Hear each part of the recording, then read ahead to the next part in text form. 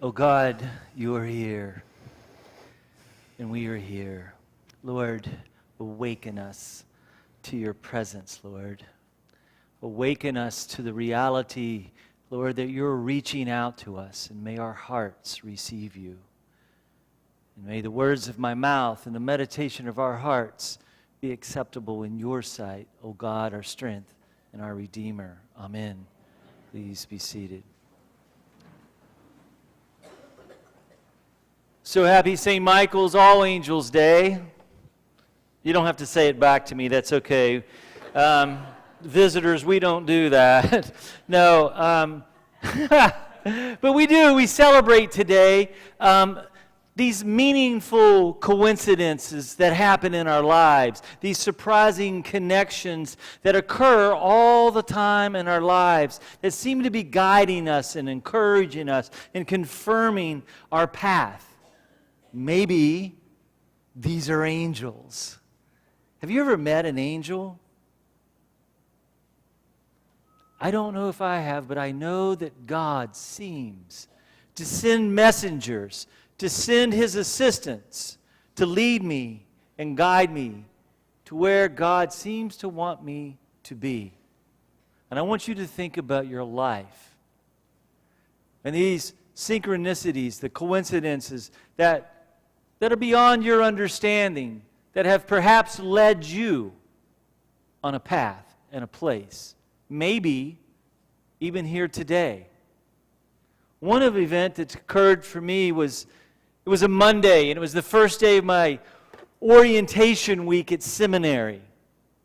And there was a war going on inside me. I was feeling very lost, and I was questioning if I had made one big mistake. This whole Jesus thing, this God and priest thing, maybe was a little too much. And maybe I made a mistake. And I will promise you that inside me, I really and truly was ready to walk away. And as I stood around looking at all the people in the orientation gathering room, I had that empty, sick feeling inside me, in the pit of my stomach. And I'll just be honest with you. For me, the place felt devoid of God. It's true, believe it or not. Now, this was just where I was, okay? So you have to understand this is the way I'm experiencing. It doesn't mean that these places are devoid of God. But it felt devoid of God. Sometimes seminaries can be devoid, like churches, of God. See, I was in an unfamiliar place, and I was surrounded by unfamiliar people. And Jim Morrison is right. People are strange when you're a stranger, and faces look ugly when you're alone. And I felt alone. Did God really leave me to do this? Did God lead me to make this change in my life? Or did I make a tremendous miscalculation? You ever had those questions? Well, as the meeting ended and we made our way to the chapel, I remained behind just for a moment, and I stood against the wall behind the door, and I said a prayer of desperation. Oh God, is this where you really want me? Have you truly called me here? Because I think I may have made a mistake, God, and if this is a mistake, I will fix it in the next 5 minutes. And I was dead serious. So I walked outside and stood on the sidewalk there. It was in front of the chapel that was down on the main road there. And there was probably 100 or a couple hundred or whatever the number is of professors and students all gathered out there getting ready to go in the chapel. And I didn't know a soul, and so I'm standing there and I look, and there's this guy standing here, and he's about a 25-year-old male. He had bleached blonde hair, and he was wearing a giant wooden cross. And he looked like, at that moment, he looked like the one person that I really wanted to talk to. And so we struck up a conversation. His name was Clyde. And Clyde looked about as misplaced as I felt. And so I asked Clyde, So are you working on your master's in theology? Or are you getting your PhD? Or your MDiv track? Are you going to be a priest? And so Clyde looks at me. He's very puzzled looking. And Clyde said, I thought this was a church. And I said, well, we talk about church here. He goes, what do you mean? He goes, I'm a student of College of Marin down the street. And he said, I was driving by and I saw a crowd. This is on a Monday. You know, he wasn't a good Episcopalian. He knows, right? You know, that like, we don't do church on Monday. Are you kidding me? And he said, and I saw the crowd. He says, I'm 11 days sober. And he says, I really need someone to talk to. Because he says, I really need to connect to God. See, just like me, there was a war going on inside Clyde as well. And he was desperate for God's touch, just as desperate as I was. Well, the chapel bell rang, and I invited Clyde to attend chapel with me. I said, Clyde, this is not going to be Rage Against the Machine. You're not going to really know the music. I said, but just read the words, and we'll talk afterwards. He goes, Rage Against the Machine, that's my favorite band. Anyhow, never know who'll show up. So after the service, Clyde and I sat in the pews, and it cleared out. And Clyde asked me a lot of questions, interesting questions, some of them silly questions, but Clyde was really seeking and searching. And it was obvious to me that Clyde was hurting and lost and that he was wanting to be found. And I could see it in his eyes. And so I looked down at Clyde's giant wooden cross that he had wearing around his neck, and I said, Clyde, do you know what that cross means? And he said, not really. He goes, I just want to feel close to God, and I was hoping that maybe it would bring me luck or something. That's what he said. And so I shared with Clyde for a few minutes about the cross and about God's love, etc., etc. And I essentially said to Clyde this, Clyde, that cross around your neck, that wooden cross, reveals just how far God will go to reach you. How far God will go to reach all those who are lost, even those who don't know it. Those who are forsaken, mistaken, broken, and separated from God. That God is present with you and that God is reaching out to you. And that cross reveals something about God's reaching out to us. I said this is an image of suffering and brokenness. And it's been transformed into an image of love. And that's what this cross means. And it's real and it's true, whether you believe it or not. See, I said to him, the God that you are seeking is the same God that's seeking you. And it's true for us as well. The fact that we gather to worship and seek something that's beyond ourselves, that same something that's beyond ourselves is seeking us, reaching out. And I told Clyde that this God in Christ, we say, stretched out his arms of love on the hard wood of a cross, that everyone might come within reach of his saving embrace. Okay, I stole that from the morning prayer, but it's true. And so I looked at my watch, and I was late for my next orientation meeting. And you know how we are. We just leave people that are in need and go to our meeting, right? Because it's important that we go to this orientation meeting. Not really. I didn't care. And so God had created this moment, and I was with Clyde, and I asked Clyde if he wanted to pray, because I really did need to go. And I was already late. And so I knelt down in front of the first pew, and we didn't have one of these in the chapel. And I just knelt down on my knees in front of the first pew to pray with this guy. And this bleach blonde kid got down on his knees beside me. And as I prayed, I noticed that Clyde began to repeat my words spontaneously. he began to utter the same words of my prayer. And so I went for it. And we, together, in our lostness, invited God back into our lives, to open our hearts to God. And we asked God to fill us with His very life. Well, when we stood up, Clyde looked at me and he was mesmerized. Kind of like when Katrina first looked at me. No.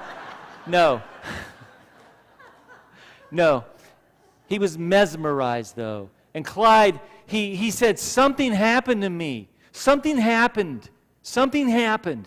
And he had a little jacket on, and he raised up his sleeve of his jacket, and his arms were covered in goosebumps, and his hair was sticking up all over. And then he says, something happened. He says, God sent you to me. And I said, no, Clyde, no. I said, God sent you to me. Henry Nouwen says, we need to be angels for each other, to give each other strength and consolation. See, I never saw Clyde again, but that encounter proved to me that something was happening between heaven and earth, between God and us, that God is truly present and God is reaching out. And just as God was reaching out to Clyde that morning, God was reaching out to me.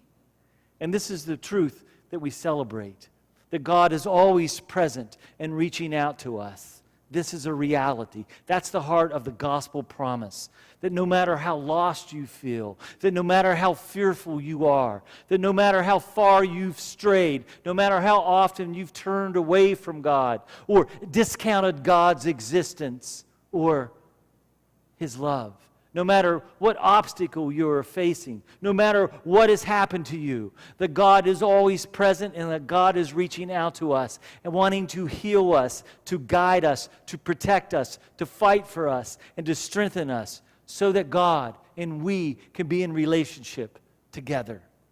And God seems to be willing to use any means necessary, to do anything and everything to reach out to us, to awaken us to God's presence in our lives. Whether it's a bleached blonde kid wearing a giant wooden cross, or God's created heaven-sent messengers we call angels who are always present, ministering, even though we are unaware of them, that something is happening beyond what we can see, much like quantum physics. Physically, there is something happening. We're exchanging energy. There's particles and atoms. This physical space right here is full of activity. Particles are moving and spinning and relating that we cannot see. And our readings from Genesis this morning and the Gospel of John and Revelation tells us it's true for the spiritual world as well. That something behind the scenes that we can't see, something is happening between heaven and earth, between God and us, whether we recognize it or not. God is moving, and it's happening all the time. Megan McKenna, she's this lovely scholar, writes, angels are evidence that God is taking notice of us. And God is taking notice of you. The scripture says the angels are ascending and descending. In other words, there's traffic and movement and activity between heaven and earth. There is more to this world in our lives than we can see, than we can touch, that we can feel, hear, or taste. And you all know that it's true. And we call that God. Call it synchronicity, call it coincidence, but it seems that God is orchestrating events in our lives to help us discover, like Jacob, the presence of the Lord is with us, that this is real. That Nathanael, as Jesus said to him, you'll see angels and ascending and descending. There is movement, so awaken to the reality. Let it awake you. so that you can see things as they really are. Or like our Archangel Michael, and I love this. Because you know the truth is, folks, there is a war going on inside. There's a war going on inside my soul, and there's a war going on inside in a place that I can't see. And God sends his warriors, not little cherubim with chubby cheeks and cute angel wings. Someone with a sword to slay the dragons in our lives. All of this is to empower us and awaken us to God's purpose in our lives. For God is always present in reaching out to us. This is my 2nd year anniversary today at St. Michael's. And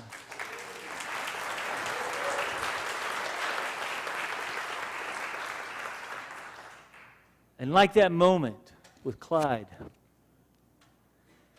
if that didn't happen, I wouldn't be here.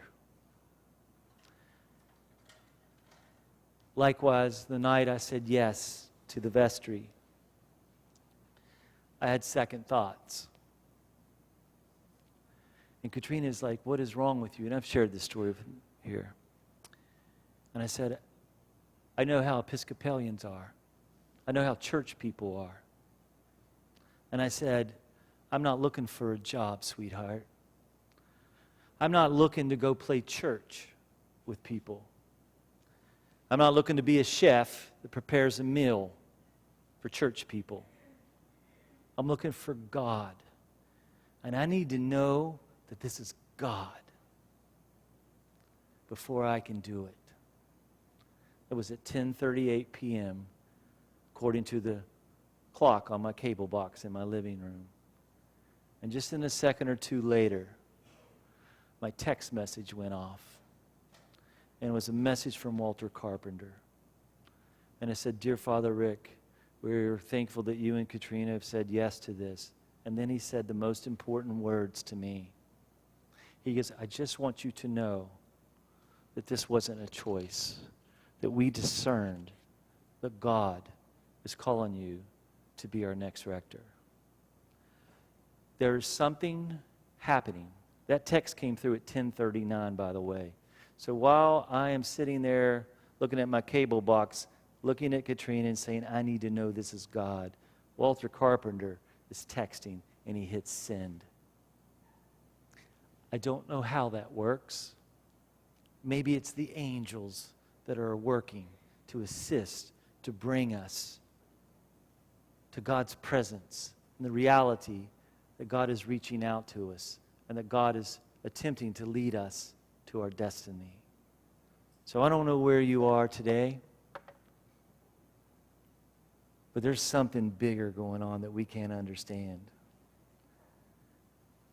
The only thing that we can do is like me and Clyde that day, to get down on our knees or to stand up on our feet, but to open our hearts and say yes to it. Amen.